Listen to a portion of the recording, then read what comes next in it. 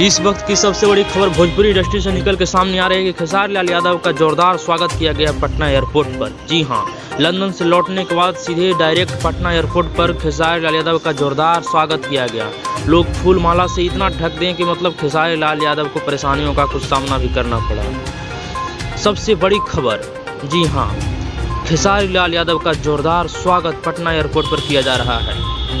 यहाँ से डायरेक्ट वो अब अन्नपूर्णा फिल्म के ऑफिस पहुंचेंगे, जहां पर स्पेशल रूप से अखिलेश कश्यप उनका स्वागत करेंगे। जी हां, इस बात से आप अंदाज़ा लगा सकते हैं कि खेसारी लाल यादव का भोजपुरी इंडस्ट्री में कितनी बड़ी पॉपुलैरिटी है, कितना उनका हैसियत है, फैंस फॉलोइंग कितना है।